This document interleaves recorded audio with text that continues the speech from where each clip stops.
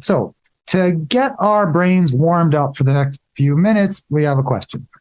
And when you feel like you're ready, type your answer into the chat and we'll read it off. What is capitalism in 15 words or less? Capitalism is a system run by private owners with profit as the motivator. The private ownership of all capital and the exploitation of workers. We'll take a couple more. A form of society where a small property-owning class exploits the working class majority for profit. We can move on to the next slide.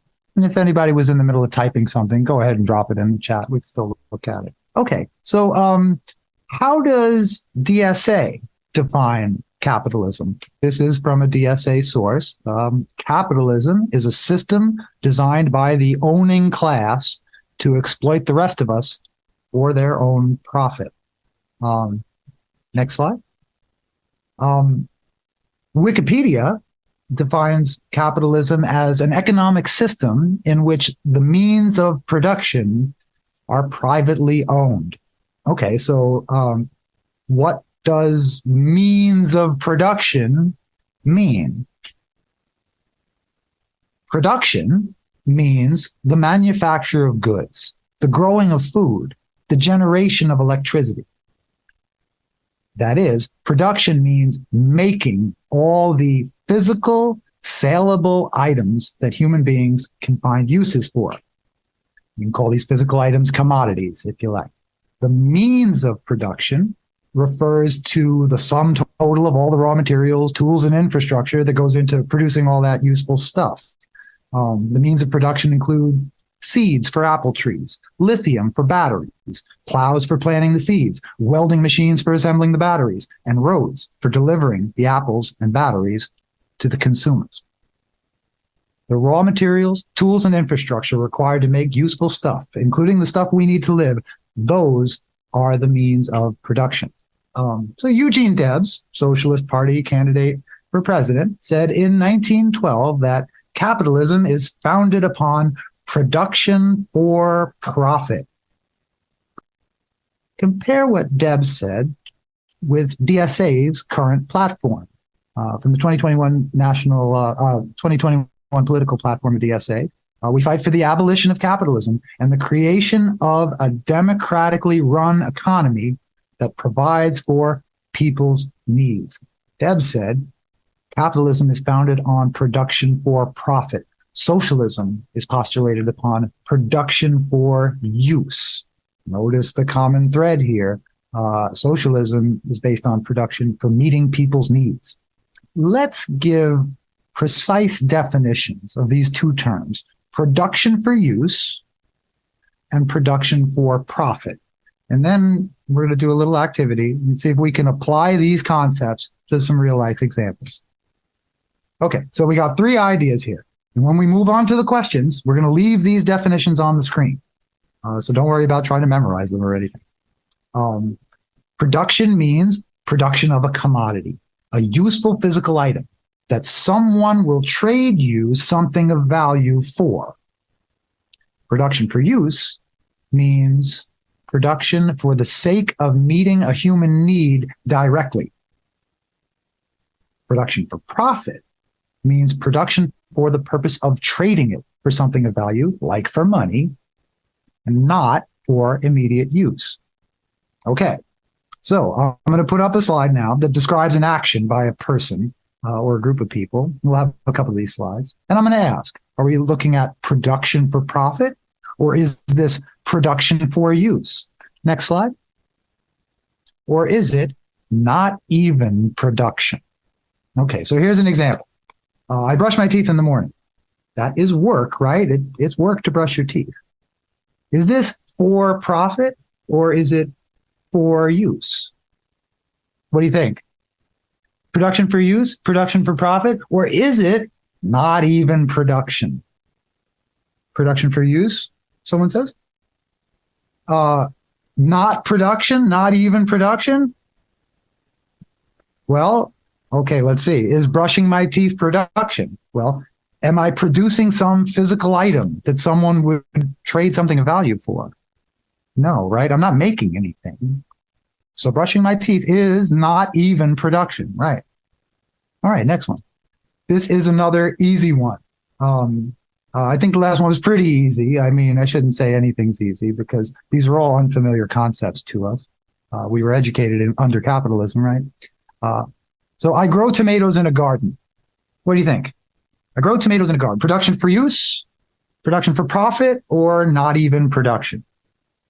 For use, for use, for use. Everyone says for use. I agree. If you're growing tomatoes in a garden, you're not producing like that many tomatoes, right? You're probably going to eat them. Probably going to make a nice tomato sauce with them. All right, next slide. All right, a slightly tougher one. Production of all the food my family will need over the next 5 years to keep them from starving to death. Is it production for use or for production for profit? Everyone says production for use. All right. Well, rhetorical question. Can you personally produce all the food your family needs for the next 5 years to keep them from starving to death? I know I can't. I don't even have a backyard.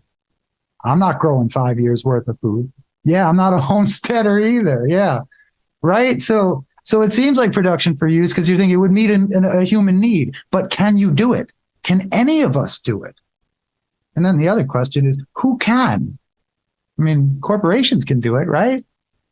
Who has the means of production to make all this food? Not us, not working people. All right. Any doubts? Any questions before we move on? I say this is production for profit because we can't make enough food for ourselves under the current system.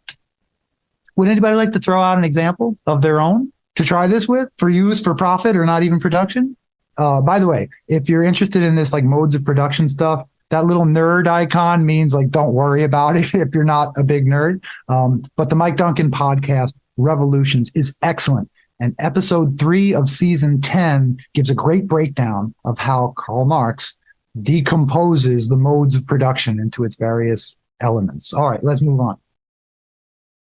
Most people do not love reading economic theory, even when Karl Marx is the author. I don't want to dumb down Marx for you, though, especially since so many of us already know the gist of the theory of surplus value for memes, podcasts, and conversations with comrades. Rather than focus on the formal mathematical details of Marx's theory, I'd like to use this time to develop a theme presented in Capital Volume 3, Capital Conscious of Itself as Social Power. It's class consciousness, just not the good kind. What is surplus? Surplus just means more than is needed. An economic surplus means that the society has produced more than it needs to keep the society functioning. Now, I work at a nonprofit, a public university. When we have a budget surplus, nobody dreams of taking the excess money, putting it in their pocket, and walking away. That would be stealing. But when a capitalist takes the surplus, puts it in their pocket, and walks away with it, well, that's just what capitalism is. Surplus means more than we need to keep us all alive and healthy enough to keep working. Now, this is supposed to be a water tower. I'm a math teacher, not an artist. You see that there's no water in it. You see that the people are sweaty. They need water. Maybe they build a dam. Maybe they build a reservoir, too, and maintain it. And while we're at it, a purification plant. Workers work so that there's enough water so that we don't all dehydrate and keel over at our jobs. But having exactly enough to stay alive is a nerve-wracking situation to be in, right? It's a precarious situation to have no surplus. It sure would be nice to have more than we need. The alternative is living hand to mouth. Now suppose we have a surplus. Maybe nature blessed us with a much-needed rainstorm, or maybe the efficiency of our water collection methods was improved due to the ingenuity of engineers and other workers. Happy faces all around. Nobody's worried about dehydrating now. We have more than enough. We have water to spare. A surplus. Surplus is transformed into profit by the act of putting it in your pocket and walking away. That is the definitional difference between surplus and profit. Profit is for individual gain. Surplus, before anyone walks off with it, starts out, conceptually at least, as a surplus for the community. If someone makes off with all the surplus and leaves the community just with the bare minimum needed to keep everyone alive and healthy enough to keep working, well, that's what minimum wage is, right? At least in theory, enough to keep you alive and healthy enough to keep working. And if this person who takes the surplus is allowed to keep taking the surplus for themselves, so that everyone else has to either work or keel over, well, it's enough to get you asking the question, what is to be done? In, let's say, a factory or a software engineering shop, 100% of the surplus is produced by the workers. Without their work, no value would be added to the raw materials, electricity, and so on that's needed to create the saleable product. Marx makes all this very formal and precise, and anyone who tells you we can ignore Marxist economics because Marx supposedly made a mistake in his algebra, don't listen to them unless they can show their work. I told you I'm a math teacher. What enables the capitalist to claim the surplus for themselves no matter what else is happening? You're sick, your boss still needs to get paid. You need to pay medical bills. Your boss's needs come first. Your kid is sick. Your boss's kids come first. What enables the multimillionaires and billionaires to keep taking record profits, no matter what the consequences are for the rest of us, is nothing but the class consciousness and class solidarity of the capitalist classes. Capitalists collectively demand a profit, and they collectively see to it that their profit is collected with the help of the state. We see the capitalists' demand at work when we're told to do more with less at our jobs, or when profits rise but wages stay low, or when they hit us with an austerity budget, or when time and money are prioritized over safety. The examples go on and on.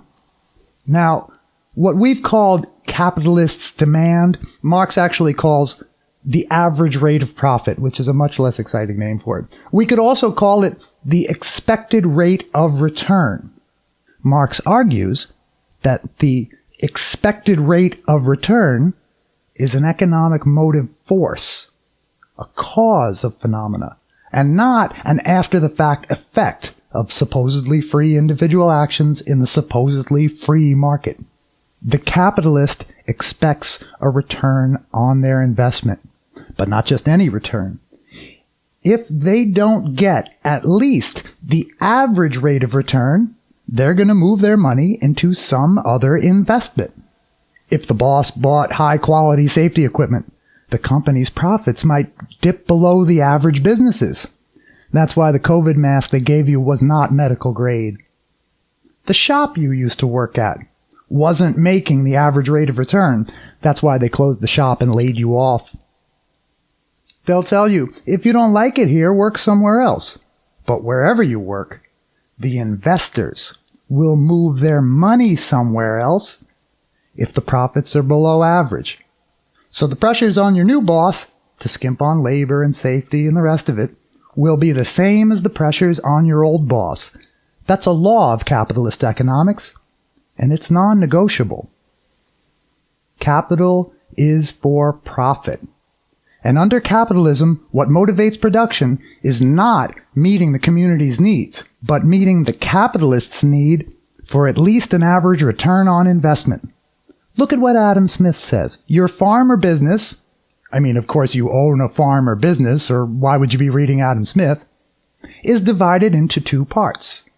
Smith calls the part of your estate that makes you money your capital. And the portion of your harvest or crop or what have you that keeps you and your kids fed, that's not capital. That is for consumption. That's just meeting your human needs. It's not making you revenue. Notice the absence of any mention of social insurance, social welfare, social security, or public assistance. Work or starve, friend. To get your needs met under capitalism, you're on your own.